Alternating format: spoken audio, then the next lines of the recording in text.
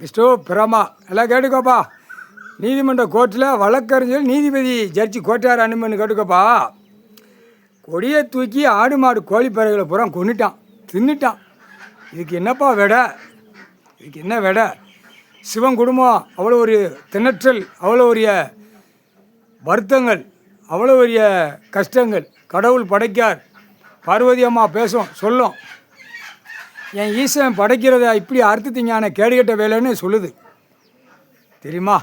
அது என்ன காரணம்? கொடியை தூக்கி ஒவ்வொரு வார்டில் இருக்கிறவங்க கொடியை தூக்கி தமிழ்நாட்டுக்குள்ளே எத்தனை கட்சி கொடி இருக்கான்?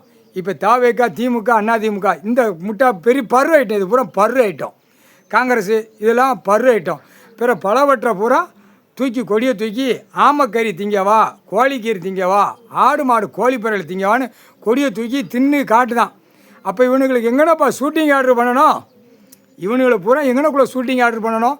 இப்போ பறவைகள், விலங்குகள் எல்லாமே பாசமாக இருக்குது. மானிட பிறவியை ஒன்று பார்த்து பாசமாக இருக்குது. அது பேசுது. இவன் என்ன செய்தான்? சிட்டி கிராமத்தில் கெசாப் கடை போடுறான்.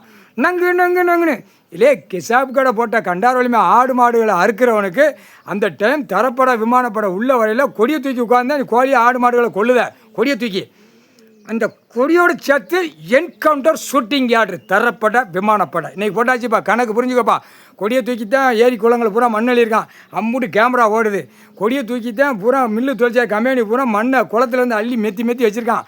கண்டாவில் கேடுகட்ட கூதிமனுங்க முக்கால் சத்தியம் எல்லா இடத்துலையும் கேமரா ஃபிட் பண்ணியிருக்கான். எல்லா கம்பெனியும் போட்டிருக்கான். அதில் அழிக்க முடியாது, ஓட்ட முடியாது. அன்னன்ன தேதிக்கு கரெக்டாக இருக்கும். அப்படியே கம்பியை பழுக்க வச்சு அப்படி அப்படி அப்படி அப்படி அப்படி சொருகி தூக்கி எறிவாங்க முக்கால்